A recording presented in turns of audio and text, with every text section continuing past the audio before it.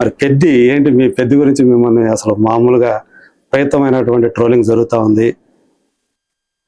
ఆ వారానికి 1000 దాచేయి, నెలకోసారి నేను ఎత్తా హాయి అని చెప్పేసి, అంటే ఒక దాని ఏమంటారు, ఒక యాసలో రాశారు ఆ పాట.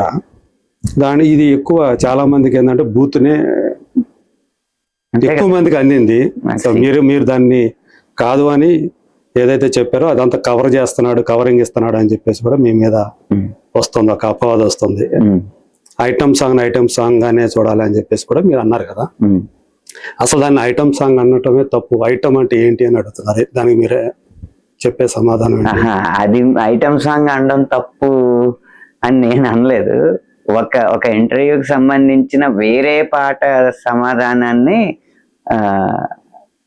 thumbnail లో పెట్టడం వల్ల దీని గురించి మాట్లాడాను అనుకుంటున్నాను. అది ఐటమ్ సాంగే, పెద్దలో ఉన్నది ఐటమ్ సాంగే కాదని నేనేమన్నా. అంటే ఐటమ్ అంటే అక్కడ దాన్ని అర్థం ఎలా తీసుకోవాలి? అంటే స్త్రీని మీరు ఒక ఐటమ్ అంటున్నారా, అంటే వస్తువుగా భావిస్తున్నారా అనేది చాలా మంది అబ్జెక్ట్. ఐటమ్ అంటే వస్తువు కాదు కదా, దాన్ని ఏమంటారు, ఒక విభాగం.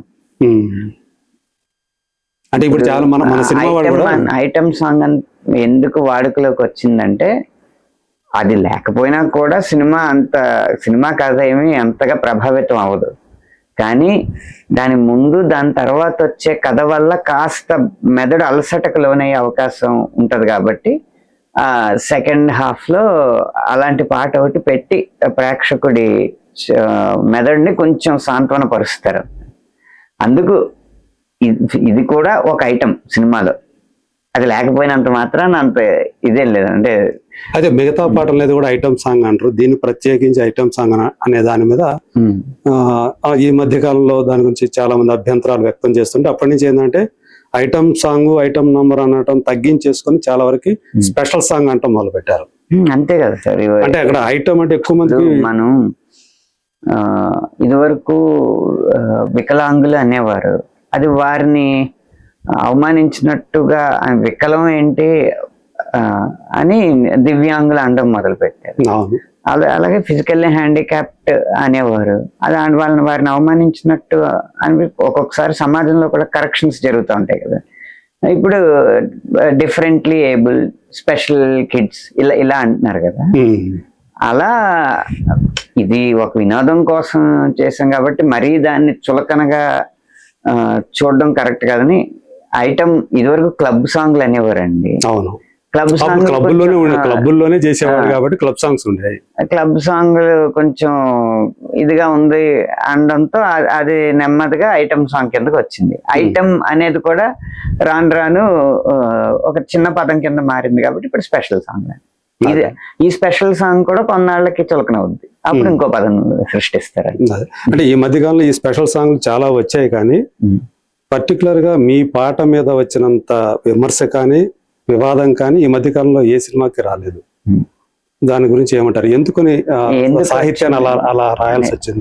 అలానే కాదు, ఇప్పుడు ఈ మధ్య కాదు, ఏ మధ్య నుంచి చూసినా హీరోయిన్ కి జూమ్ చేయడం, కెమెరా జూమ్ చేయడం, హీరోయిన్ ని కొంచెం ఆకర్షణీయంగా చూపించడం అనేది చాలా సినిమాల్లో ఉంది. పెద్ద సినిమాకి వచ్చేటప్పటికి దాన్ని ఎందుకు వస్తువుగా చేసుకున్నారు విమర్శ కంటే, అది ఖచ్చితంగా ఎంతో కొంత కుట్ర కోణం దాగి ఉంది పెద్ద సినిమా మీద నెగిటివ్ చేయడంలో.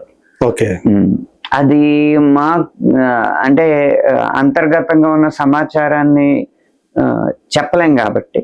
ఎందుకు చెప్పలేమంటే దానికి పత్రాలతో సహా రుజువులు చూపించాలి కాబట్టి చెప్పలేం.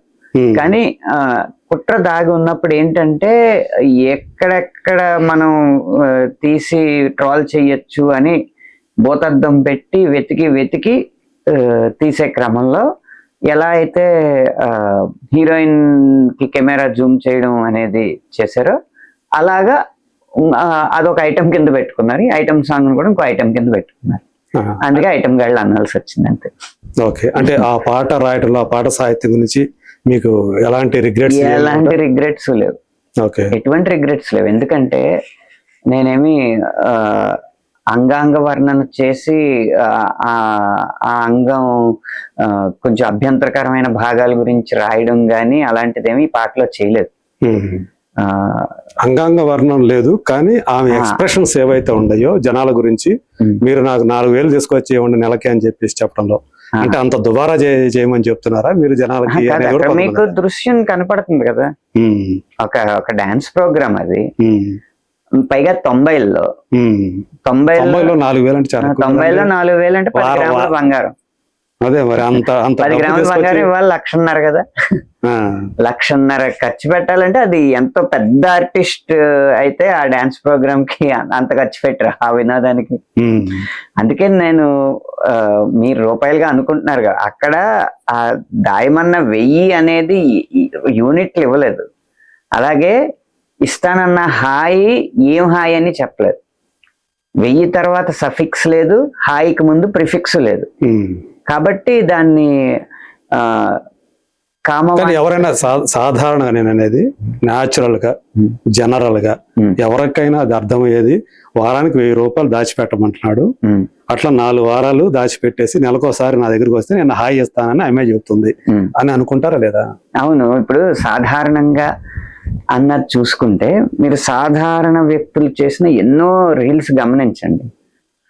హాయిగా ఒక భార్య భర్తతో 500 నోట్స్ పెట్టి వారానికి 1000 నా కోసం దాయి, నెలకోసారైనా నీకు ఇస్తా ఈ హాయ్ అని చెప్పి బిర్యానీ తీసుకొచ్చేస్తుంది. ఓకే. తర్వాత ఒక బిల్లు చూపెడతారు, దాంట్లో 3,000 4,000 దగ్గర ఏదో బిల్లు ఉంది. వారానికి 1000 నా కోసం దాయి, నెలకోసారైనా నీకు ఇస్తా ఈ హాయ్ అని చెప్పి కెమెరా టిల్ట్ అప్ చేస్తే ఏసీ కనపడుతుంది. అలాగే ఒక కారు పాడుతున్నట్టుగా చూపించి వారానికి 1000 నా కోసం దాయి, నెలకోసారైనా నీకు ఇస్తా ఈ హాయ్ అన్నప్పుడు పెట్రోల్ ఫిల్ చేయగానే మంచి లాంగ్ రైడ్ వెళ్తున్నట్టు చూడాలి. సాధారణ వ్యక్తులు ఇలాగే అర్థం చేసుకుంటున్నారు. ఎవరైతే దాన్ని సినిమా మీద ఉన్న నెగిటివ్లన్నీ బయట చేసి ఈ సినిమా సరైనది కాదు అని కుట్రతో నిరూపించాలని అనుకున్నారో వారే ఈ పాయింట్ తీసుకొచ్చి అంటే నేను చూసాను, కేవలం ట్విట్టర్ ఇవే ఎక్స్ లోనే కాకుండా ఫేస్బుక్ లో కూడా చాలా కాస్త ఫేస్బుక్ కూడా వేదిక, సమాజం గురించి మంచిగా మాట్లాడే వాళ్ళు కూడా చాలా మంది దీన్ని ఇలాగే భావిస్తూ ఉన్నారు.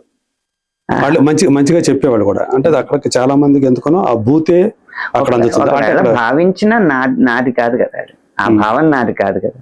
నేను అక్కడ దృశ్యానికే నేను రాసింది అలా అని చెప్పి ఇదేంటి, చాలా మంది నన్ను సమర్థించే వాళ్ళు ఏమంటున్నారంటే అతనిదే ఉంది తప్పు, డైరెక్టర్ ఏం చెప్తే అది రాస్తాడు అంటున్నారు. నన్ను సమర్థించే వాళ్ళతో కూడా నేను ఏకీభవించట్లేదు.